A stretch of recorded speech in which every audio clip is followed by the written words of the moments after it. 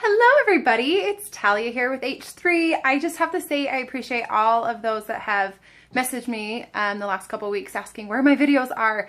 It's just been about a couple busy weeks that I just kind of didn't have time for it. So I appreciate your support, and here we are back to it. So this month I posted a video on Sunday on Easter just talking about this month is spirituality. That can be a tender subject for a lot of people. But let's just get back to the basics and talk about where it came from. When we are born as babies and children, we have a natural intuition to know right from wrong. We can feel when things are, when we're doing something that's right, or we can feel a little bit uneasy when things are not correct. And it just kind of bears truth is what spirituality does. It just kind of helps you to bear truth. You can be, feeling your heart. You can be listening to your conscience. Or it can be, called listening to the Spirit or paying attention to what God is saying to you. So another thing, God wouldn't send us here, if He's created us, He wouldn't send us here empty-handed. So that's why He left us with that intuition. And a gift that He's also given with that is our agency, our ability to choose right from wrong, or to choose different things, actions that we can do. And along with that choice, when we have those feelings, we choose to follow them or we choose not to follow them. When we choose to ignore them and not follow them for a while, we can get numb to the feeling and get to the point where we don't remember what it feels to feel right and wrong. It can make us get lost. It can make us get confused. It can make us very unhappy in life. The more that we feel and choose to follow that intuition, the Spirit, what it's telling us, the more peace that we will have in our lives. And that's what God intended us for to do, is to feel that peace. I got a little, where's my buddy?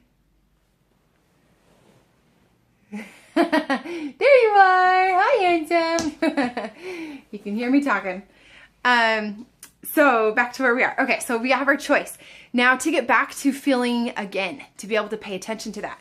We all go through a time, some, different levels than others, and some longer than others, where we kind of have a space of confusion, or kind of having to reroute our grounds of where we are in paying attention to what we are feeling deep inside. So the first choice, or the first thing that we need to do, is to choose to find that desire again. We need to, if you really want something, if you want to feel that peace again, that desire grows and grows until you actually do something about it. So it has to start with a desire.